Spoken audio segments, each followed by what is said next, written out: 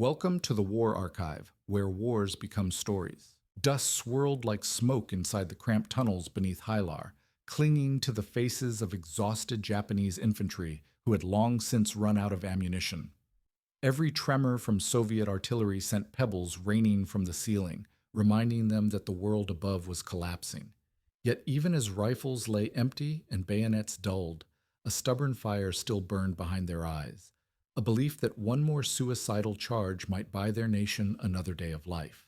They crouched in the dark, waiting to burst from the earth and throw themselves against Soviet tanks with explosives strapped to their chests. These scenes of desperation are rarely remembered, overshadowed by the island-hopping battles that dominate Western memory of the Pacific War. While the world knows Iwo Jima and Okinawa, few recall that in August 1945, the Red Army launched one of the fastest and largest military offensives in history. In less than 3 weeks, they shattered the Japanese Empire's strongest mainland army and seized a territory spanning more than 1 million square miles. It was a lightning strike so sudden and overwhelming that many units never even understood what had hit them. Known as August Storm, the Soviet invasion of Manchuria was more than a military maneuver. It was the final blow that crushed Japan's dream of a continental empire. It was the moment the world saw that a nation devastated by 4 years of titanic struggle against Germany could still muster a juggernaut capable of ripping apart one of the most heavily fortified regions in Asia. Yet despite its scale, brutality, and geopolitical consequences, the operation remains strangely obscure, a forgotten thunderclap buried beneath the mushroom clouds of Hiroshima and Nagasaki. It was the attack that changed Asia forever, even as history looked elsewhere. To understand how such a devastating offensive unfolded, how 1 million Soviet soldiers moved in perfect coordination across deserts, mountains, and forests, we must begin decades earlier, at the fault line between two empires that had stared each other down long before the atomic bombs fell. In the shadows of their uneasy border, tension simmered, resentment deepened, and an inevitable clash drew ever closer. Long before August Storm erupted, the seeds of catastrophe had already been planted. Decades before the tunnels at Hylar filled with choking dust, Russia and Japan had already carved their rivalry into the landscape of East Asia. The Russo-Japanese War of 1904-1905 left a wound on Russian pride so deep that Stalin himself grew up determined to erase it. Japan, emboldened by its historic victory over a European power, expanded aggressively into Korea, Sakhalin, and eventually Manchuria. The two empires watched each other with a mix of hatred and suspicion, each waiting for the other to falter. Throughout the 1930s, their hostility repeatedly erupted into violence. Patrols along the borders of Manchuria and Mongolia opened fire as a matter of routine, and small-scale skirmishes often killed dozens. The most infamous clash came at Khalkhin Gol in 1939, where Soviet forces under General Zhukov crushed the Japanese Sixth Army in a swift, brutal encirclement. Though Japan downplayed the defeat, it taught their high command a painful lesson. The Red Army was not a foe to be tested lightly. Despite this, Japanese commanders remained fiercely anti-communist and believed war with the USSR was only a matter of time. Their ideology painted Bolshevism as a plague that needed to be eradicated, and many saw conquering Siberia as essential to Japan's destiny. Yet every time the Kwantung Army considered a strike northward, events elsewhere pulled them back to reality. The empire's plans collided with the hard limits of manpower, resources, and a rapidly broadening war. Meanwhile, Stalin played a complex game in China. Though Chiang Kai-shek's Kuomintang regime had massacred Communist Party members during the purges of the 1920s, the Soviets still supplied Chiang with vast quantities of weapons and aircraft. For Stalin, ideology took a backseat to the greater goal, tying down Japanese forces in China. As long as the Kuomintang resisted, Japan could not freely turn north toward Siberia. The Soviets were willing to support anyone who bled the Japanese advance. Both sides were locked in a strange, simmering rivalry, neither at peace, yet not fully at war. Ambushes, raids, and confrontations became normal along the frontiers, and each incident fueled the fire of resentment. Japan never forgot the sting of Khalkhin Gol, just as the Soviets never forgot 1905. The stage was set, the animosity festering, and the moment Germany invaded the USSR, both empires were forced into an uneasy pause before the storm that would finally break in 1945. Despite the constant border clashes and seething mutual hatred, the Soviet Union and Japan spent most of World War II locked in an uneasy stalemate. Both saw the other as a natural enemy, but both were trapped by far greater dangers. For Stalin, the existential threat lay westward, where Hitler's armies surged across the Soviet frontier in the largest land invasion in history. With millions of German troops flooding toward Moscow, the last thing the USSR could afford was a second front against Japan's Kwantung Army in Manchuria. Japan, meanwhile, faced its own strategic crisis.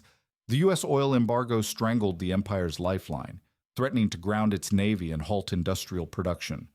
Rather than attack the Soviet Union, Tokyo gambled everything on a southern thrust, striking Pearl Harbor and seizing resource-rich colonies in Southeast Asia.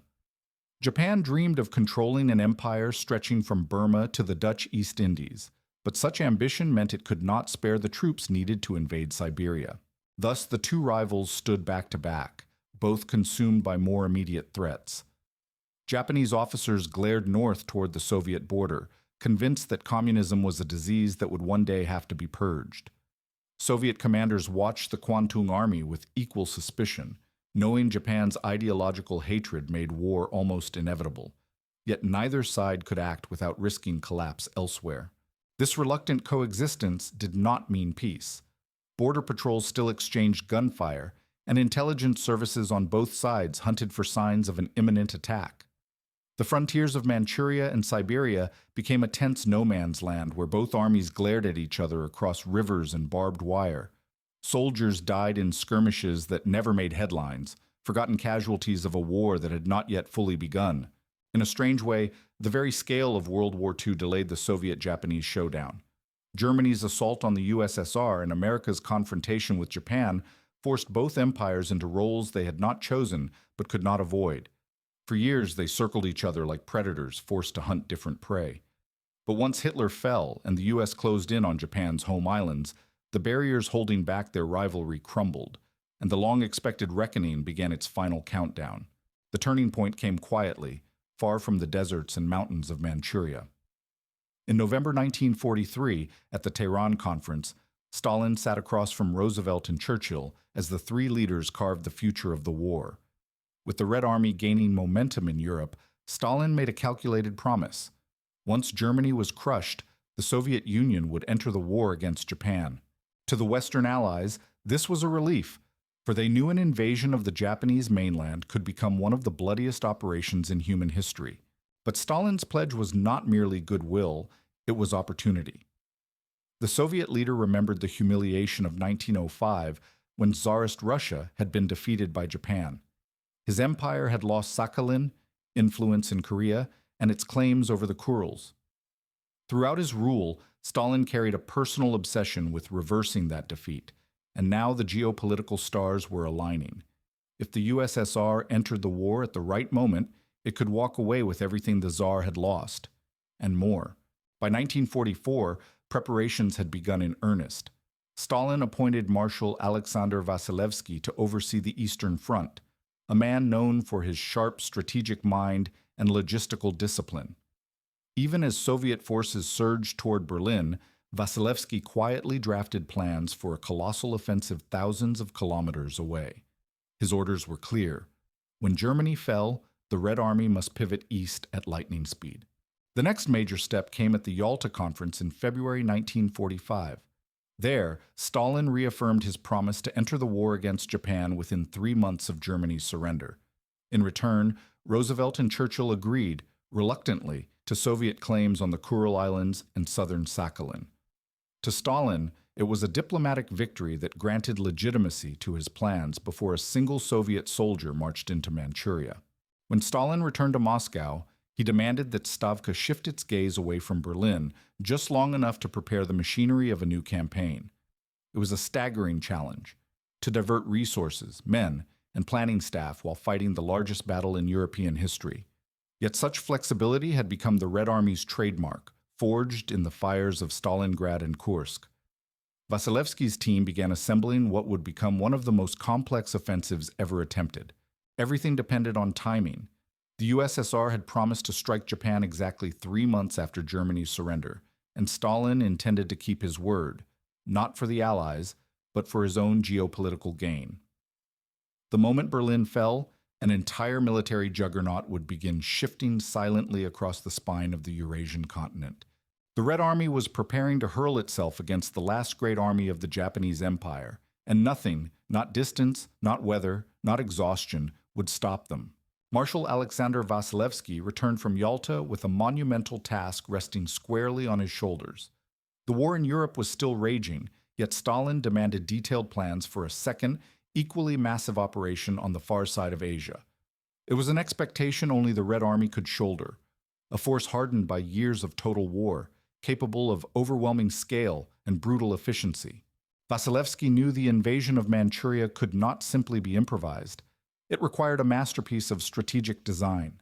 First came the geography: 1.5 million square kilometers of mountains, deserts, swamps, and sparsely developed terrain. The Japanese believed these natural barriers would slow or funnel any enemy advance, just as they had planned. But Vasilevsky's mind worked differently. Where others saw obstacles, he saw opportunities to shatter expectations, strike where the Japanese least expected, and break their defenses with sheer audacity. His plan was breathtaking in scope. Instead of a single thrust, he envisioned a three-front pincer converging on the heart of Manchuria in one coordinated strike. The Trans-Baikal front would swing east across the seemingly impassable Greater Khingan Mountains. The first Far Eastern Front would push from the east toward Mudanjiang and Jilin. The second Far Eastern Front would tie down forces to the north, preventing any organized retreat. Together, these armies would encircle and annihilate the Japanese Kwantung Army in a single crushing blow. Yet Vasilevsky knew strategy alone was not enough. What made his plan truly daring was the logistical challenge behind it. Armored divisions had to cross mountains without roads. Battalions needed water, fuel, ammunition, and food delivered across thousands of kilometers. Supply lines would stretch thin across harsh landscapes where infrastructure was scarce or non-existent. Timing had to be perfect, because a delay on one front could unravel the entire operation. Still, the Marshal understood the Red Army better than anyone. He trusted his commanders, hardened on the vast front lines of Europe, to adapt quickly and fight with the relentless momentum that typified Soviet operations. With Germany's defeat on the horizon, Vasilevsky knew he had only a narrow window before the United States forced Japan's surrender, shutting the door on Soviet ambitions. If the USSR wanted its territorial prizes and its revenge, it had to strike with overwhelming speed. By early 1945, Vasilevsky's invasion blueprint was complete, a colossal, synchronized assault that would dwarf any previous Soviet operation in Asia. What remained was to execute it, an undertaking that would demand one of the greatest military mobilizations in human history. As trains and troops began shifting quietly across the continent, the most powerful army Japan possessed was unknowingly standing in the crosshairs of a storm it could not hope to survive. The scale of the buildup for August Storm was unlike anything the Far East had ever witnessed. As the Red Army pushed toward Berlin in early 1945, a second army, just as large, just as deadly, was quietly forming thousands of kilometers away. The Trans-Siberian Railway, already strained by wartime demands, became the artery of a new offensive as hundreds of trains began ferrying soldiers, tanks, and ammunition into Mongolia and the Soviet Far East. Day and night, locomotives thundered across frozen plains and taiga forests, carrying the raw power that would soon fall upon Manchuria. In just a few weeks, over 750,000 men were redeployed, added to the 750,000 already stationed in the east, creating a massive force of 1.5 million troops. These were not inexperienced conscripts. Many were veterans of Stalingrad, Kursk, and Operation Bagration, hardened by years of brutal combat against the Wehrmacht. They brought with them modern tanks, mobile artillery, and the tactical expertise of an army that had mastered deep operations and breakthrough warfare. Yet what made the buildup even more impressive was the secrecy surrounding it. Soviet intelligence understood that Japanese spies watched every rail line, every troop movement, every rumor in the towns along the frontier. So Vasilevsky ordered a sweeping deception plan. Armored divisions traveled by road instead of rail, choking dusty paths with columns of vehicles to avoid detection. Trains ran mostly at night or during storms, their cargo hidden under tarps, their timetables altered to confuse enemy observers. Even the men themselves often had no idea where they were headed. Units were told they were merely rotating east for rest or security duties. Officers received sealed orders to be opened only upon arrival at designated staging zones. From Mongolia to Primorsky Krai, camps sprouted overnight, filled with tanks camouflaged under netting and artillery concealed in makeshift shelters carved into hillsides. The Kwantung Army, already weakened, sensed movement but never grasped its true magnitude. By July 1945, the Soviet Far East had transformed into a vast, silent war machine. Fuel depots overflowed, airfields expanded, and roads were carved across wasteland to prepare for the mechanized thrust. Meanwhile, Japanese scouts reported scattered movements but failed to detect the scale or intent behind them. The deception worked. Tokyo remained convinced that the Soviets were still recovering from the European War, not ready for a major offensive. Unseen, unstoppable, and perfectly poised, Vasilevsky's armies gathered like storm clouds on the horizon. In a matter of weeks, they would unleash a military explosion so swift and overwhelming that even the most seasoned Japanese commanders would be left stunned. August storm was nearly ready, and the Kwantung Army had no idea what was coming. While the Soviets built their colossal war machine, the Japanese Kwantung Army struggled to maintain the illusion of strength. Officially, it was still considered one of the elite forces of the empire, an army that had once crushed Chinese warlords, seized vast territories, and embodied Japan's martial spirit. But by 1945, that image was a shell held together more by propaganda than reality. Years of siphoning troops and equipment to the Pacific had drained Manchuria of its best units, leaving behind a hollowed core. On paper, General Otozo Yamada commanded 800,000 men, with hundreds of thousands more in potential reserves from Manchukuo and Mengjiang. But most were undertrained conscripts, garrison troops, or lightly equipped auxiliaries. Many lacked modern rifles, relying instead on outdated weapons from the 1920s. Tanks were scarce, and most armored vehicles were little more than thinly armored relics incapable of facing Soviet T-34s. The mighty Kwantung Army, once feared across Asia, was now an overstretched force trying to defend an empire built on momentum that had long since evaporated. Facing these weaknesses, Japanese planners embraced a grim strategy: defense in depth. Rather than fight at the border, they would lure the Soviets deep into Manchuria and bleed them dry at carefully prepared choke points.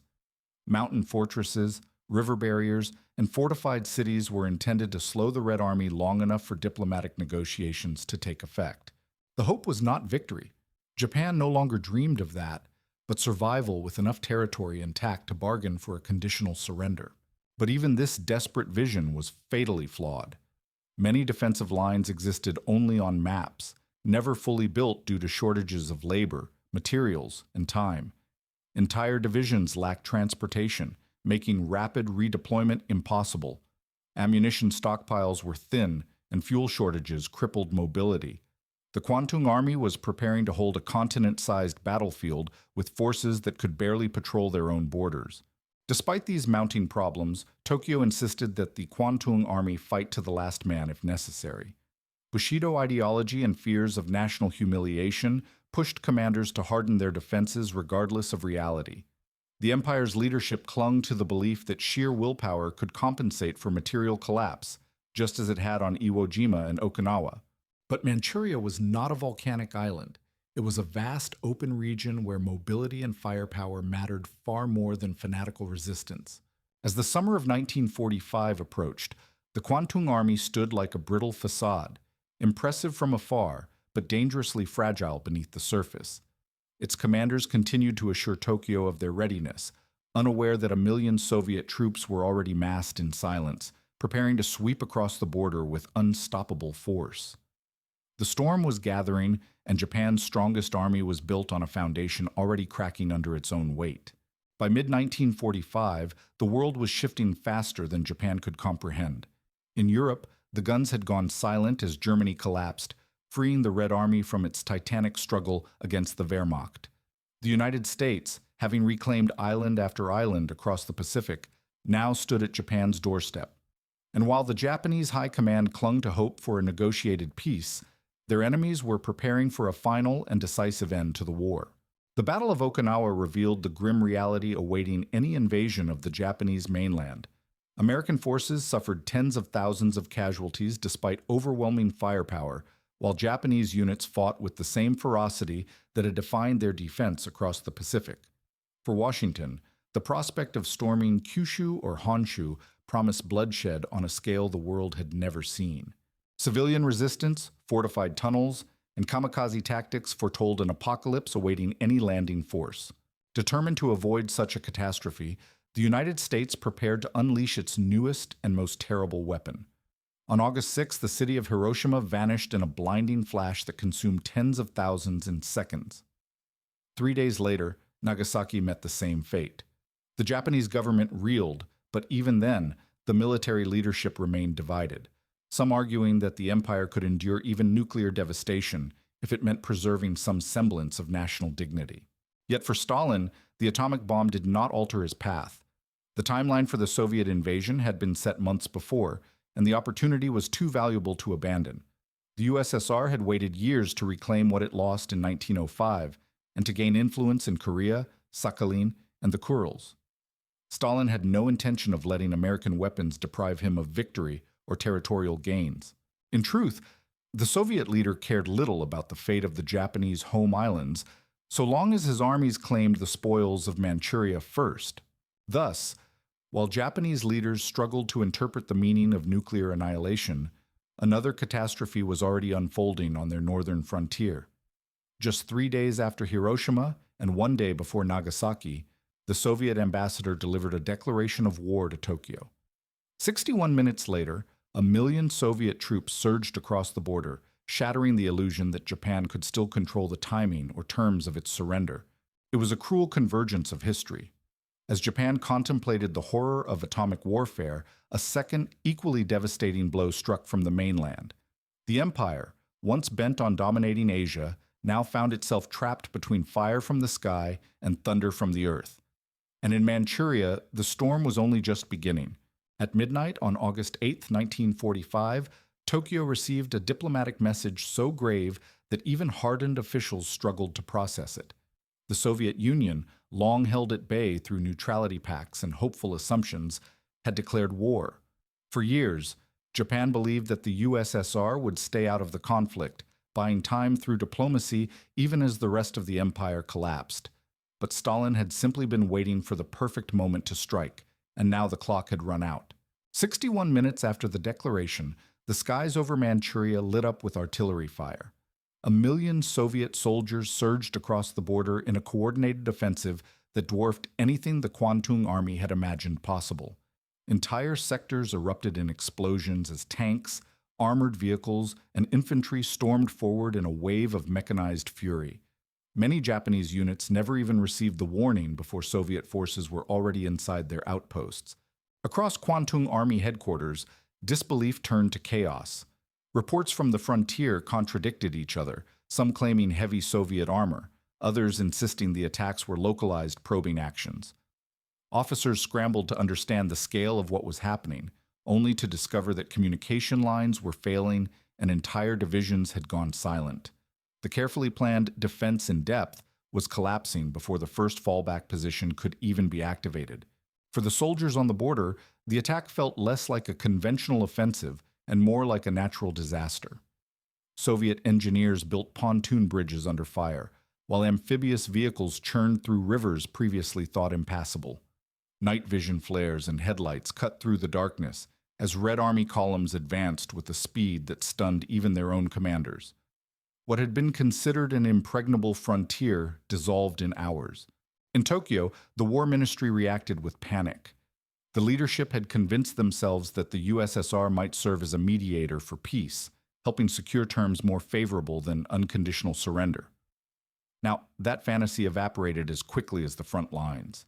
The Japanese government suddenly faced the nightmare scenario they had feared since 1939. a two-front war against two industrial giants, both determined to end the empire's existence. For the Kwantung Army, the realization hit hard. They were no longer facing a distant threat, but a present catastrophe unfolding across their entire defensive perimeter. The Red Army had not merely declared war, they had come like a tide, breaking through every weak point at once. Japan's greatest continental force found itself caught in a storm too large to withstand, and the wave was only growing stronger. As the first shockwaves of the Soviet attack rippled through Manchuria, the full scale of Vasilevsky's design snapped into motion. This was not a single thrust or a probing advance. It was a synchronized blow from three massive fronts, each moving with the precision of a machine perfected through years of war. From Mongolia in the west to Primary in the east, Soviet forces surged forward in a pincer so wide that Japanese commanders struggled to grasp its shape. The Kwantung Army had prepared for border skirmishes, not an assault across an entire continent. To the west, the Trans-Baikal Front under Marshal Malinovsky crashed across the Mongolian frontier with tanks leading the charge. Rather than march along predictable routes, Soviet armored columns veered toward the forbidding Greater Khingan Mountains, aiming to break through terrain the Japanese had considered impassable. Dust clouds rose behind thousands of vehicles as T-34s and self-propelled guns pushed deeper into Manchukuo. The Japanese border guards, caught in scattered positions, could do little more than delay the inevitable. To the east, the First Far Eastern Front under General Meretskov launched a massive assault toward Mudanjiang and Jilin. This region contained some of the strongest Japanese fortifications, yet the Soviets struck with overwhelming force. Artillery barrages smashed defensive lines while infantry advanced under cover of darkness and smoke. Entire Japanese battalions found themselves pinned down or cut off before they could retreat to the defensive belts designed for a drawn-out fight. Meanwhile, the Second Far Eastern Front drove south from the north, tying down Japanese units that might otherwise reinforce the center. This front was tasked with immobilizing any hope of organized resistance, attacking smaller garrisons, seizing river crossings, and overwhelming communication hubs. The Japanese expected a gradual advance, but instead faced mechanized columns moving with frightening speed along multiple axes. Every hour that passed left another strong point isolated or overrun. For the Kwantung Army, the invasion felt like being encircled by a storm that struck from all horizons at once. Their defensive doctrine, built on staggered fallbacks and fortified interiors, required time to execute, but time no longer existed. Soviet units bypassed strongholds, dropped paratroopers on key junctions, and flooded open plains with armor. The Japanese military machine, once designed for rapid conquests, now struggled to react even moment by moment. Within the first day, Soviet commanders realized they were advancing faster than their logistical models had predicted. Roads that had been mapped as obstacles turned out to be viable routes for tank brigades. Japanese resistance, expected to be fierce at the borders, faltered before Soviet troops could even assess its strength. It was a momentum that could only come from an army that had mastered the art of deep offensive warfare across multiple theaters. And so the three-front assault surged forward with unstoppable momentum. The Kwantung Army, spread thin and operating blind, found itself being swallowed whole by a pincer it could neither escape nor counter. The Soviet invasion had begun not as a push, but as a tidal wave, one that would reshape the entire map of East Asia within days. For decades, Japanese strategists treated the Greater Khingan Mountains as a natural fortress guarding western Manchuria. Steep, forested, and largely roadless, the range had long been considered impenetrable to mechanized armies. Japanese planners assumed no sane commander would attempt to push tanks over such unforgiving terrain. But Vasilevsky understood something different. Assumptions, once shattered, become weapons. On August 9th, Soviet armored columns surged toward the foothills with an audacity that stunned even their own officers. Instead of halting at the mountain base, engineers carved makeshift paths up the slopes, using explosives, logs, and raw manpower to clear the way for vehicles. T-34 tanks clawed their way upward, engines screaming against the incline as crews fought both gravity and terrain. Behind them, motorized infantry and artillery crawled forward in long, twisting columns that snaked through the ravines. Japanese scouts who spotted the movement were convinced they were hallucinating. Reports flowed back to headquarters describing tanks ascending routes marked on maps as impossible. Commanders dismissed the warnings as exaggeration, believing no mechanized force could sustain movement across the Kingans. Yet hour by hour, Soviet armor pushed deeper, turning the mountains from a defensive barrier into a highway for invasion. Once over the crest, the Soviet advance accelerated dramatically.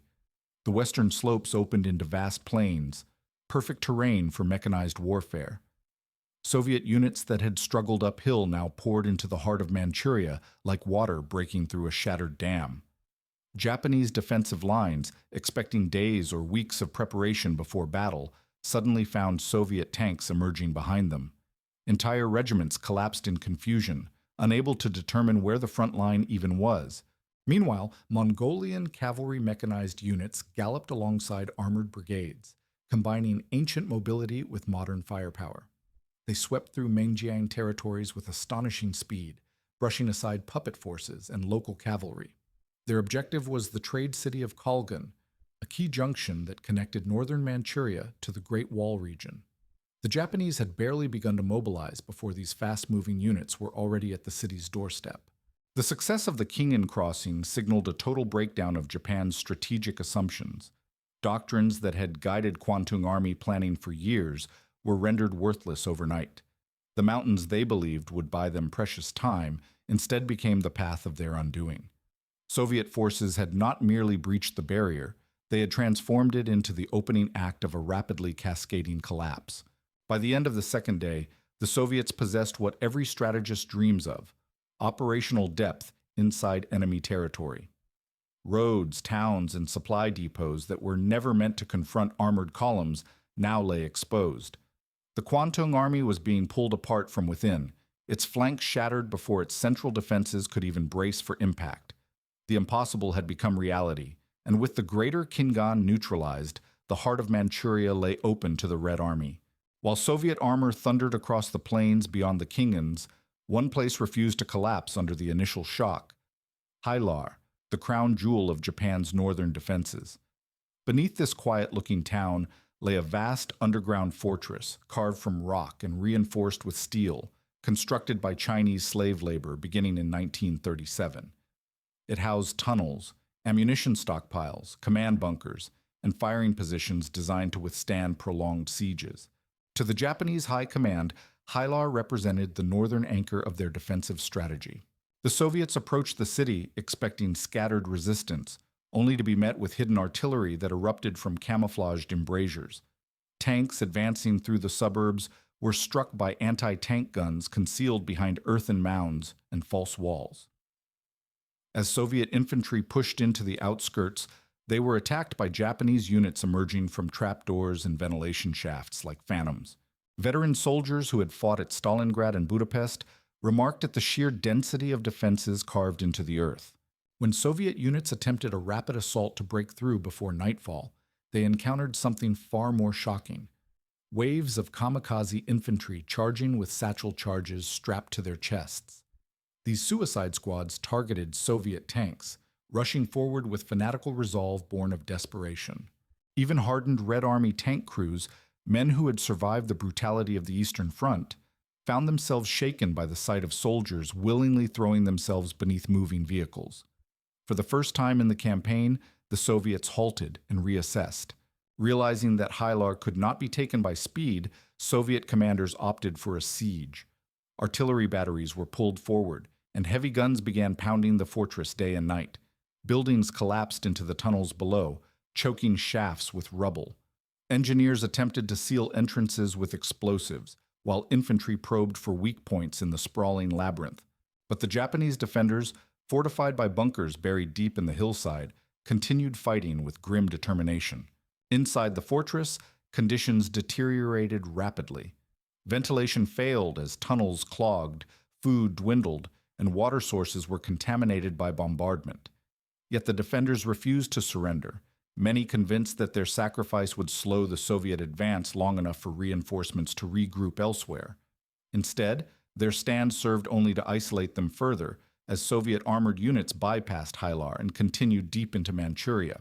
As the wider Soviet offensive raced far ahead, Haler became a pocket of resistance stranded in the past, fighting a battle whose outcome had already been decided elsewhere.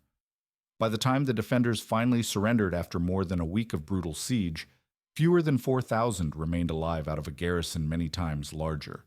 The fortress that was meant to be a bulwark became a tomb, its underground chambers filled with the remnants of a hopeless stand. Halar showed the world a harrowing truth. Even as the Japanese Empire crumbled, its soldiers were willing to die in darkness for positions already lost on the map. But for the Red Army, it was only one obstacle in a campaign defined by speed, shock, and relentless momentum. The storm was still moving south, and the Kwantung Army was running out of room to retreat. Within a single day, the entire strategic picture in Manchuria unraveled. The Kwantung Army, which once boasted of elite status and imperial prestige, found itself blindsided by a Soviet advance faster than anything it had ever imagined. Commanders attempted to send orders, only to discover their telephone lines severed, their runners missing, and their radio stations captured or in disarray. A force that had spent years preparing for a slow, grinding invasion suddenly faced a lightning strike that rendered all their doctrine meaningless. As Soviet tank armies poured out of the greater Kingans, Japanese defensive belts designed to activate in sequence collapsed before they could even be manned. Entire regiments discovered that Soviet spearheads had bypassed them entirely, leaving garrisons stranded behind enemy lines. Headquarters received fragmented reports. Soviet armor spotted near Tsitsikhar, mechanized brigades already approaching the Central Plains, and forward outposts simply gone without explanation. The officer corps, trained in rigid structure and obedience, struggled to adapt to a battlefield that changed by the hour. Worse still, news arrived from Japan that landed like a hammer blow. Just hours after the Soviets declared war, word reached Manchuria of the nuclear devastation at Nagasaki, following Hiroshima only days earlier. Many officers were stunned silent. If the Empire's home islands were being erased by weapons unlike anything in human history, what hope remained for the isolated forces in Manchuria? Panic mixed with despair as some units resolved to fight to the death, while others wondered whether the war had already been lost. On the front lines, the chaos was even more visceral. Japanese units attempting to retreat south found their roads cut by Soviet paratroopers or tank columns. Others marched in circles, following outdated maps or receiving contradictory orders from commanders who no longer knew who controlled what territory. The traditional Japanese emphasis on maintaining formation and discipline crumbled in the face of an enemy that refused to fight the kind of battle they had prepared for. Meanwhile, Soviet troops exploited every weakness they uncovered. Reconnaissance units raced ahead to seize bridges and choke points before Japanese engineers could demolish them. Fast-moving cavalry mechanized groups swallowed up puppet forces in Nanjing, dismantling entire regimes in days. Civilians fled in terror as front lines shifted before they could even gather their belongings. In many places, the Soviets advanced so quickly that Japanese officers only realized they were surrounded when enemy tanks appeared at their headquarters entrances. In just 24 hours, the Kwantung Army went from a force boasting nearly 1 million men to a disoriented mass fighting for survival. Its carefully drawn defense maps had become relics. Its chain of command was fracturing, and its soldiers, once confident in their elite reputation, now found themselves staring into the face of total collapse. August Storm was no longer an offensive. It was a disintegration unfolding in real time. As most of Manchuria collapsed with astonishing speed, one place managed to slow the Red Army, Mutanchiang. Situated among rolling hills and river valleys, it became the only major location where the Japanese succeeded in forming a coherent defensive line. Nearly 55,000 Japanese troops dug into a series of fortified hilltop positions that overlooked the roads leading west. Their mission was straightforward: delay the Soviet advance long enough for the retreating Fifth Army to escape southward. When the Soviets arrived, they found the terrain far from ideal for armored warfare. Heavy rain had turned the valleys into mud traps, bogging down tanks and supply vehicles. Japanese artillery on the hills unleashed precise volleys, exploiting every choke point in the landscape.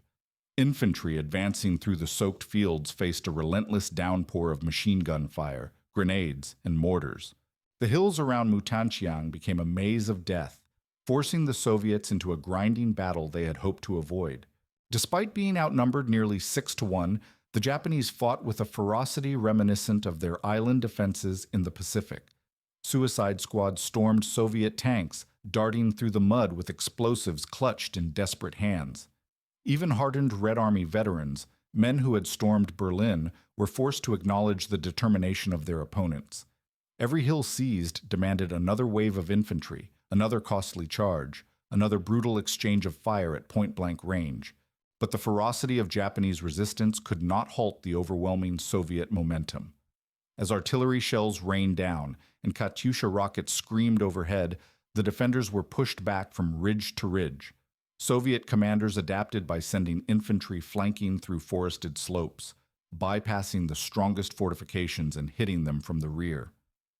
Hour by hour, the Japanese positions became isolated pockets with no hope of reinforcement or escape.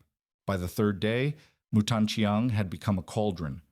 Fires swept through the outskirts, ammunition dumps exploded, and Japanese lines fragmented under the weight of continuous Soviet assaults.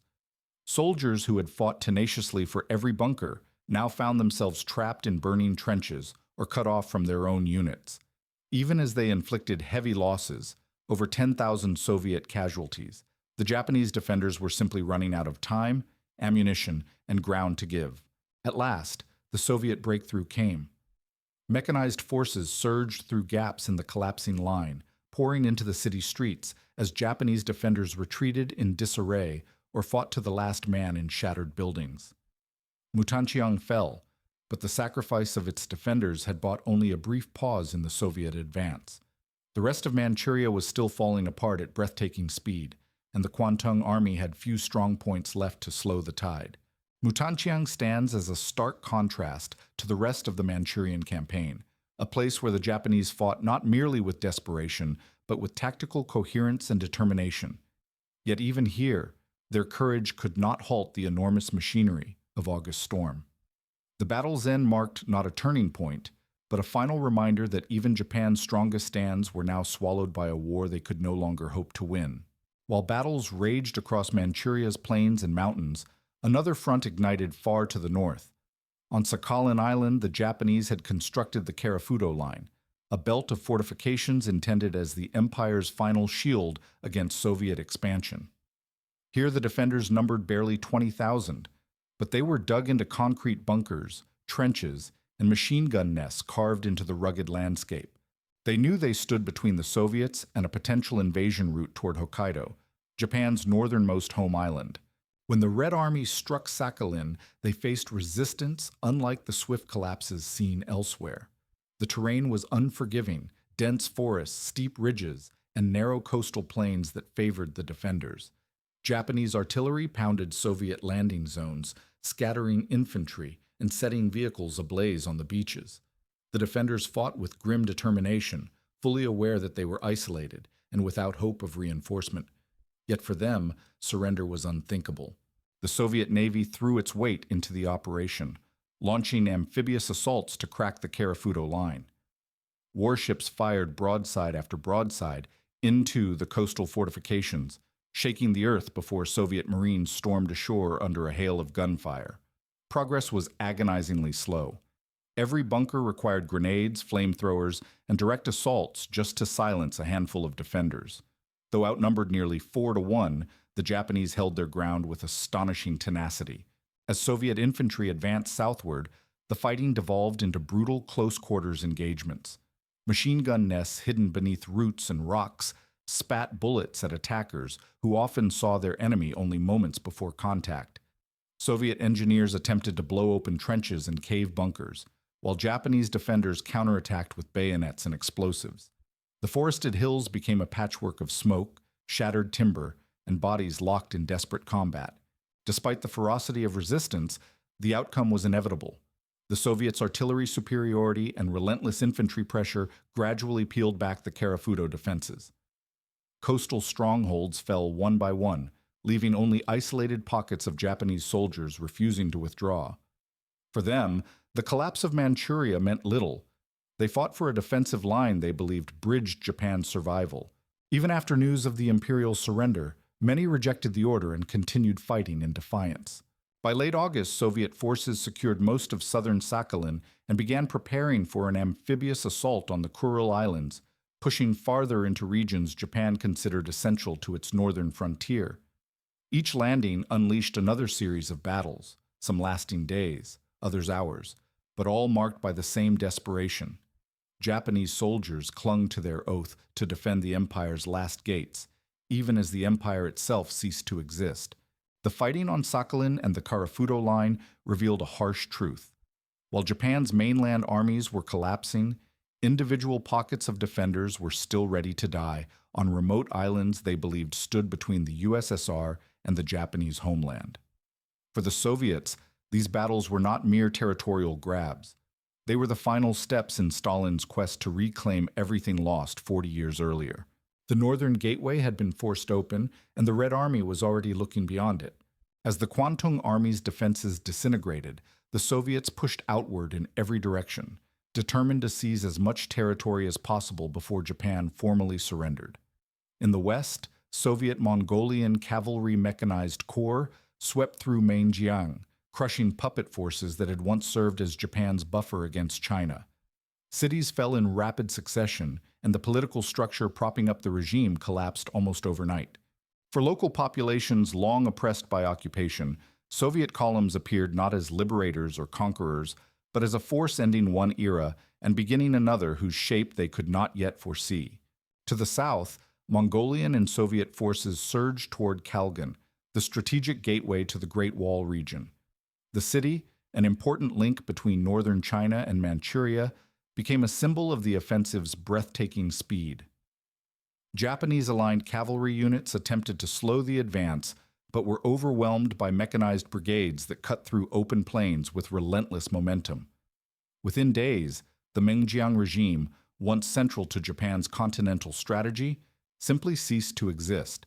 Meanwhile, on the eastern edge of the peninsula, Soviet troops launched a bold amphibious assault on Chongjin in northern Korea.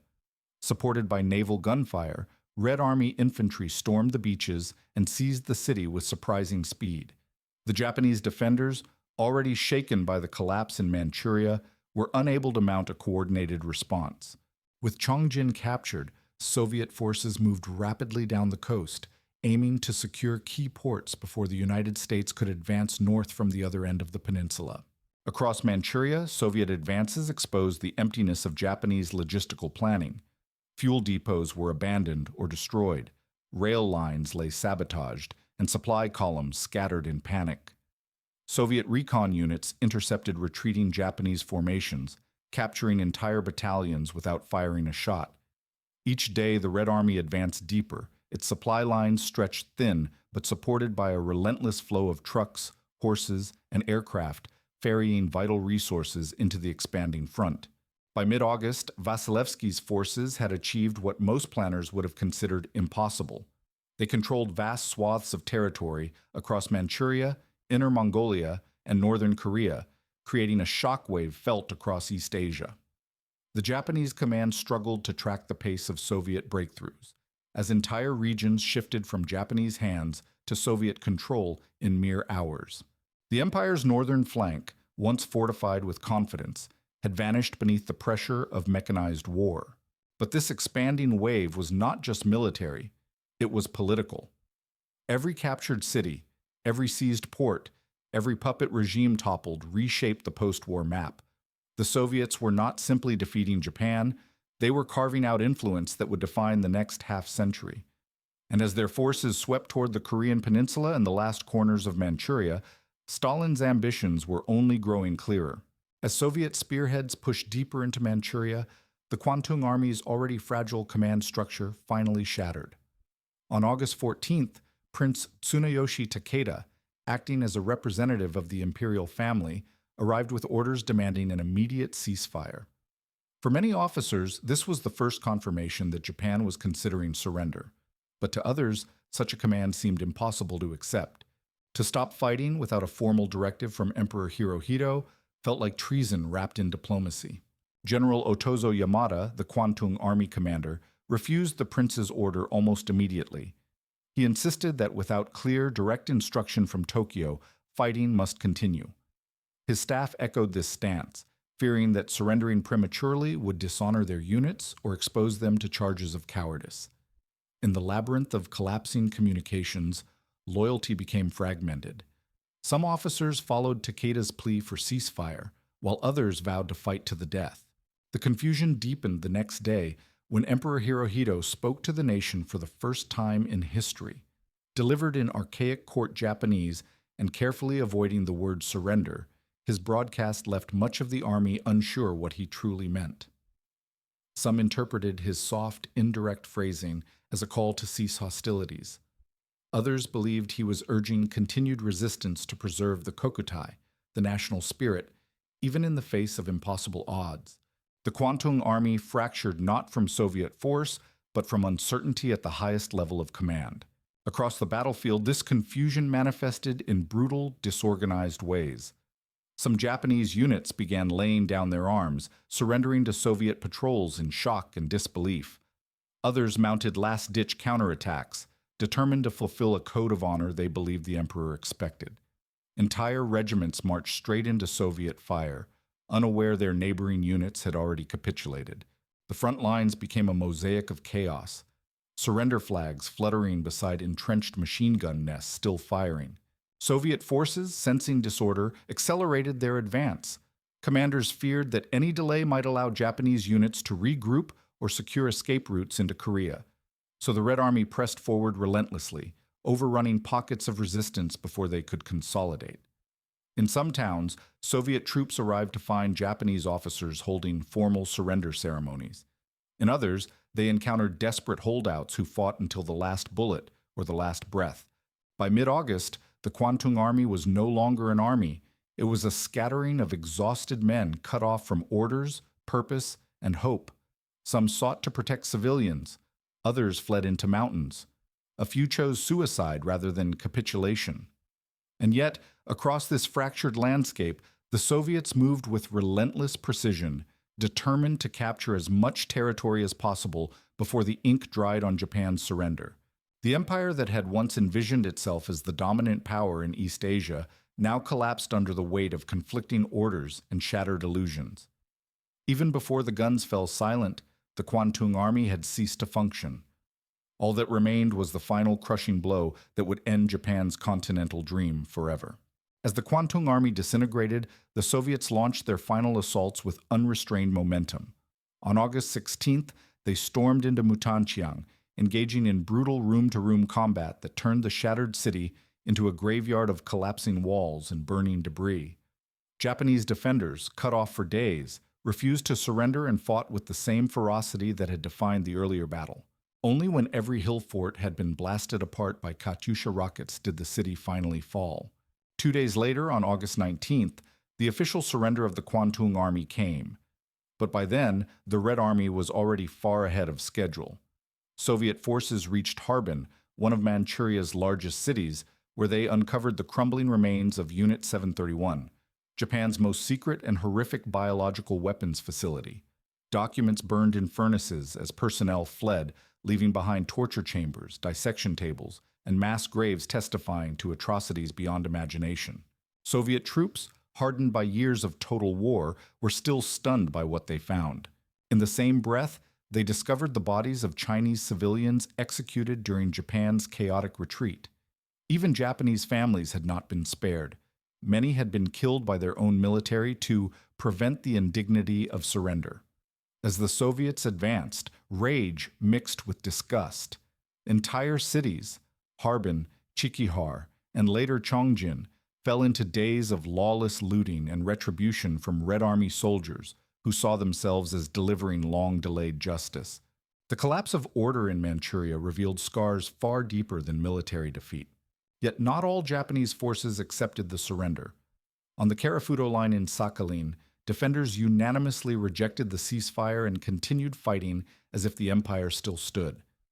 Their resistance lasted well into late August, forcing Soviet forces into repeated amphibious assaults on fortified cliffs.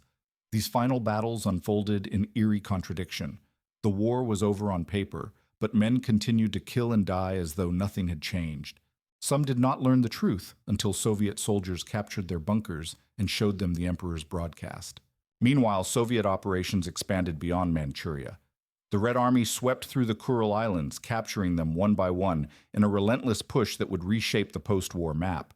Supply lines stretched impossibly far, reaching from Mongolia to the Korean peninsula, yet Soviet commanders pressed forward with the same urgency that had fueled the initial assault.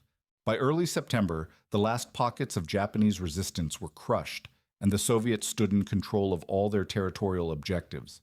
When the advance finally stopped, the scale of the Soviet triumph became impossible to ignore. Over 2.7 million Japanese soldiers and civilians were captured across Manchuria, Korea, China, Sakhalin, and the Kurils. Soviet casualties were estimated at 24,000, astonishingly low for an operation spanning such vast distances.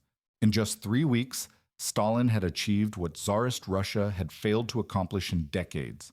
He reclaimed lost lands, toppled Japan's continental empire, and secured Soviet influence across Northeast Asia. Historians still debate whether the atomic bombs or the Soviet invasion ultimately broke Japan's will to surrender. But there is no question that August Storm shattered the Kwantung Army and destroyed any hope of continued resistance. The Japanese Empire had gambled everything on its mainland armies, and lost them in less time than it took to fight a single Pacific Island campaign. With the smoke clearing over Manchuria, a new geopolitical landscape emerged, one that would shape the Cold War, the division of Korea, and the balance of power in Asia for generations. August Storm was not merely the end of a war, it was the birth of a new world,